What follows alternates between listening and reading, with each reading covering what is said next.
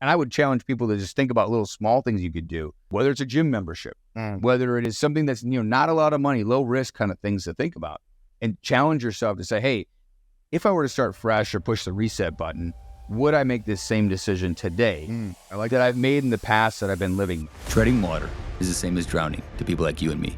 You better start swimming.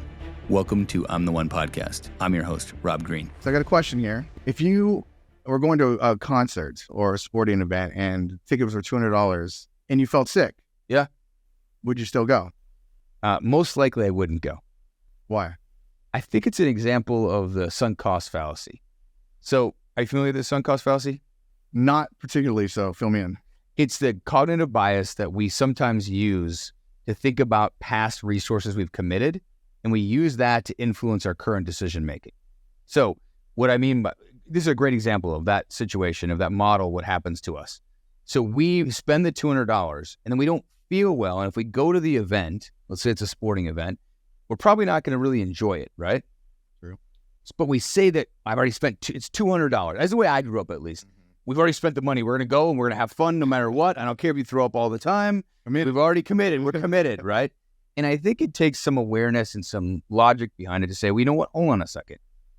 I've spent the $200. I mean, nowadays you could probably sell it, but provided you couldn't sell the tickets, am I going to get marginal value, or am I going to enjoy the experience in attending, or should I just, I can't get the $200 back. It's gone.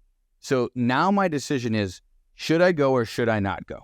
And if I don't feel well, I wouldn't go because I'm not going to get value out of that. The $200, you take it out of the situation when you think about it. That's something I apply a lot in my business, to be honest with you. Okay. A great example, we've placed orders with manufacturers in China to manufacture products for us before. And we were doing, this was last fall, I believe. We were 3 of them from the same manufacturer. They were around they were like a kids' toys products.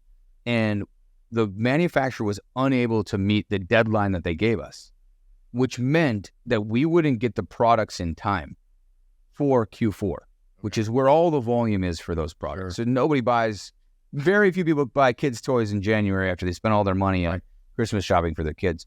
So your typical arrangement from China is you put 30% down and you pay the other 70% when it's done at completion. When it's delivered? You can do it when it's the completion of the production, or it could be when it's delivered. Gotcha. That's negotiable, Okay. but generally it's 30% down. We had a decision to make. We had spent, I think it was a $100,000 opening order, so we'd put $30,000 down. Do I continue that order and pay another $70,000 and get the products after the fact, after Q4, and have a very difficult time launching and selling? Or do I lose the $30,000 and not complete the order? And for me, I'm wired now with the sunk cost fallacy. I think about things separate from the initial transaction. And what I mean by that is basically what I do is I break it down. And I say, I have an option. Here's my only option right now. Do I want to continue this order?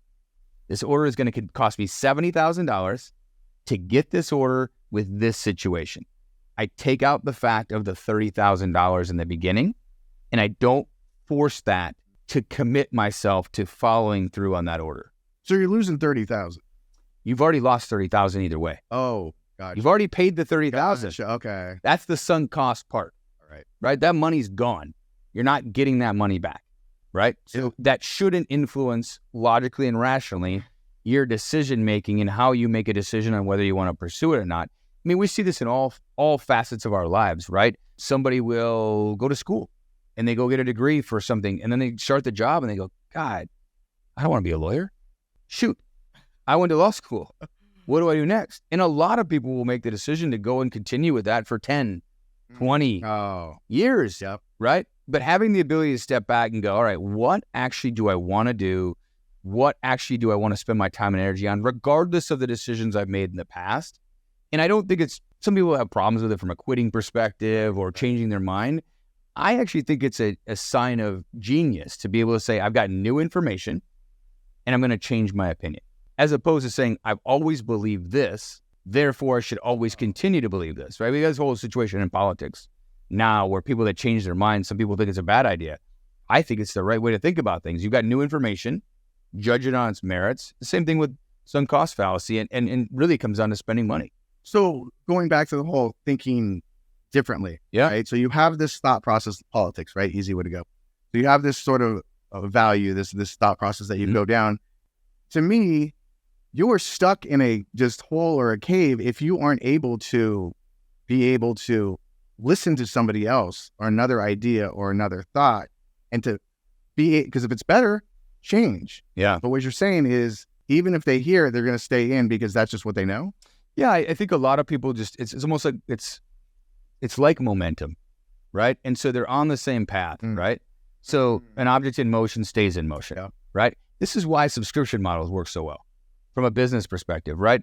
I mean, I think it's Planet Fitness. I mean, I've never been there. I've heard it. I'm going to probably offend a few people, one of our 4 subscribers out there, but 5 out of 5 subscribers now. I think that Planet Fitness is designed for people who don't work out.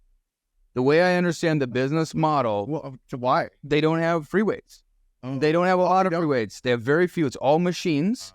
They'll like do like a donut Friday or something like that at the health gym. So on average, each of their locations has something like 10,000 people subscribing to a location. And from what I've heard, I haven't been there. From what I've heard, very few people ever go. Okay. And then what they've done is they said, listen, if we can charge such a small amount, I think it's $9 a month or $19. It's such a very small amount. People belong to a gym, even though they don't ever go. And so, I belong to a gym. I feel better about myself. I feel good about it, right? And then they just keep paying. And they keep paying. And then it also builds like, well, I've been a member for a couple of years. When I feel like, no, you know what? Next year, I'm going to get back in shape. And I'm going to work. And they built an entire business model around it because the people who spent the money, they're not willing to quit because they didn't get any results from it. They didn't go, right? It's crazy to think about it that way. But they've done that, and they built a model, a business model around that, from what I understand. Yeah, that doesn't make any sense. But I also get it. As human nature, we get in it. Is it the cost of changing? That's like, yeah, I mean, I think sometimes people just aren't even aware of the situation. Like they automatically go to, I've invested X, therefore I got to continue with X, right? I got to stay on that path. Part of their makeup, maybe? Well, it could be. I mean, I think everybody's different. I don't know if I have the answer for that one. I think that everybody looks at it differently. Some people want to be known. They have a self-image of themselves. Like, hey, I want to be known as someone who follows through. And I want to stay consistent with that. Even though I've got new information or something has changed, I don't want to be wishy-washy. You know, you hear that a lot. Or I don't want to just deviate from what I was doing before. Okay. But I think it's what I love about this mental model is really focusing on how do I rationally think about it and how do I take out what I've done before. Governments are notorious for this. They will spend money and throw more and billions of dollars after these projects, right? Yeah. It's a $1 billion project. By the time it's done, it's $12 billion. You know why? They've already committed 6. We got to put 6 more. We're already 6 in. We got to put 6 more billion in. Like pot committed in poker? Pot committed in poker, right? Pot committed in poker. And I'll be honest with you, we're giving too much credit to most of the government officials, to be honest with you, because most of the poker players I know, they're pot committed, right? And they're actually doing some calculations, hopefully, on the pot, and they're figuring out what the benefits are. But if you take the time and say, all right, listen, I've put $6 billion into a project, and would you buy the rest of the project and get a completed project for the additional monies that you have to allocate to it, right? And if that doesn't make sense, the money you've already allocated to it shouldn't be a factor in the next decision of moving forward. So you're saying you're pretty good at this? I think I'm pretty good at it, but I get struggle with it sometimes myself. I'm sure, of course, sometimes. But how, like, what's your process in, like, is there a point you realize what's going on? Yeah, I think it's an awareness. I think it's an awareness of getting trapped, and you make a decision. I kind of catch myself thinking about that. And you see it when you talk to people, you hear it when you talk to people, and they'll say like, well, we've already done this. Like, that's classic. We've already done this. And then therefore we should continue on that same path. We've already spent the money on building the website. Even though this niche or this industry or this product doesn't have a future, we're already in it. I think a lot of people really struggle. I mean, I've struggled with this too sometimes, where you are identifying yourself as somebody, right? So I identify myself as an entrepreneur. Mm-hmm. I would have a tough time switching over and becoming an employee. Oh, yeah. I would have a really, really hard time with that because I don't think of myself that way, right? Right. But if anything ever happened and I needed to provide for my family, I'd go get a job. I'd overcome that. But I'd still have to change that self-image of myself. Sure. Right? So I think there's a lot of psychological aspects that I'm not qualified to talk about on this part, but I do think it's an interesting mental model that I would love people to just start to think about and say, wait, am I really thinking about this? Is this a good decision for me to continue on? And I think the topics, relationships, happens in relationships. It happens in business, whether it's going down a path, maybe you had started a business, for example, and then AI comes along and it completely destroys that business, right? Mm-hmm. AI is taken over. Right.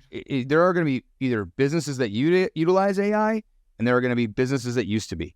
Right. That's it. There's going to be two sectors in the future.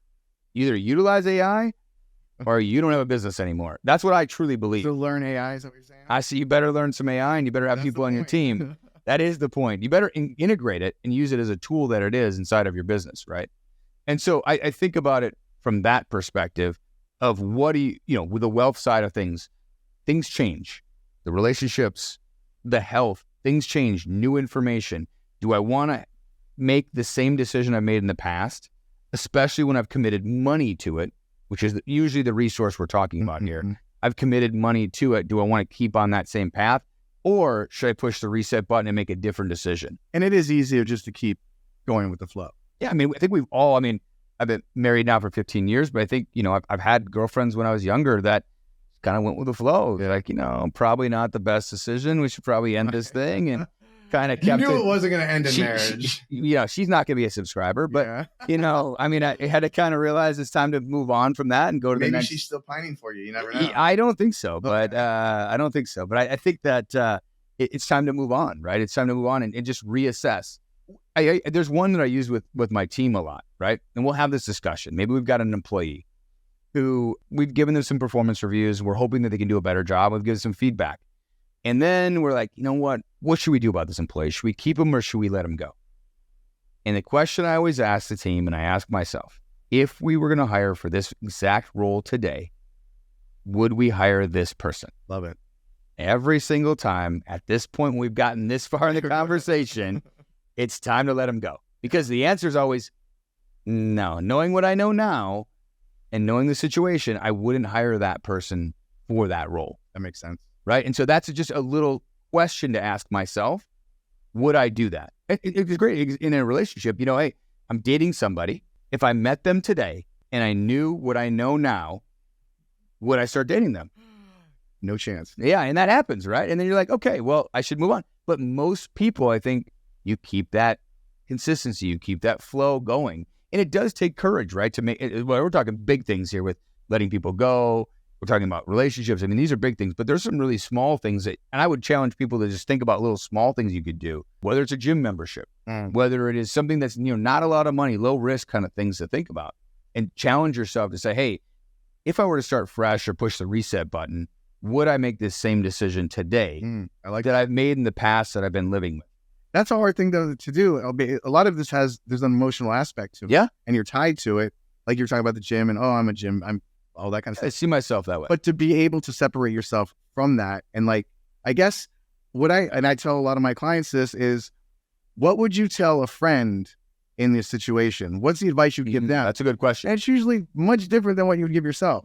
So separating yourself, I guess, is what you're saying. That's how you do this. Yeah, I think it's much easier to look at somebody else's situation than it is to look at yourself.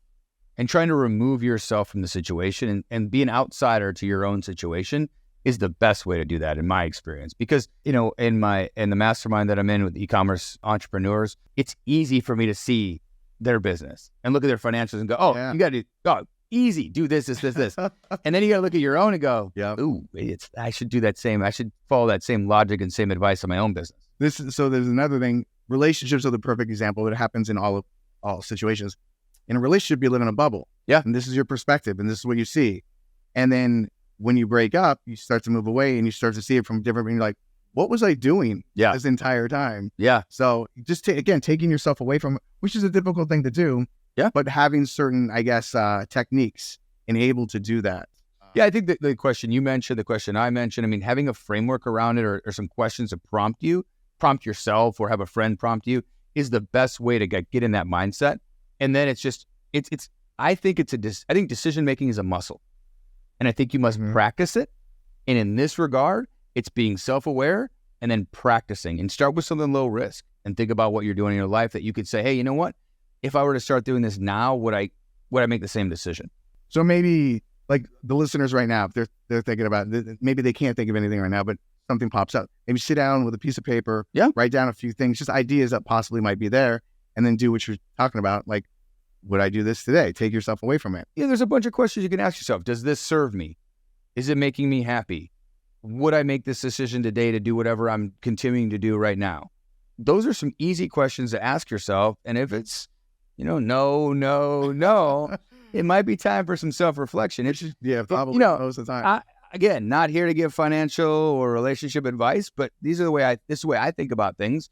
And I think some people just want to be aware of what's going on in their life. And I mean, I'd love for people that listen to this that actually take action with this and do something with it. I'd love for them to share, go to I'mTheOne.com and share what they've done or how they've thought about it, or put a comment on YouTube. I would love to hear what people are doing, and then we can give some feedback and love that. Share what we do and how we look at things, because we all have a different perspective on it. 100%. So this is just an easy mental model I use. I know we're going to talk about a bunch more of these in the upcoming weeks, but I think having a mental model is really like a shortcut, in my opinion, to getting somewhere. It's never perfect. A mental model in my head is an approximation of reality. It's never perfection. It's never always right, but it's directionally correct and never perfect. So as long as you think about any mental model that way and understand that it's never going to be perfect, it's not going to work in every situation, but you know what? It's directionally correct, and it's going to get me closer to the truth or closer to an answer that you want to discover. I think that's a really great way to use mental models. Thank you for joining us on this episode of I'm the One. If you've enjoyed this episode, please subscribe to our podcast and leave a review. Your feedback helps us improve and grow, and it also helps others discover our show. Please visit I'mTheOne.com to submit any questions, and we might feature them on a future episode. Until next time, stay curious and never stop becoming the one.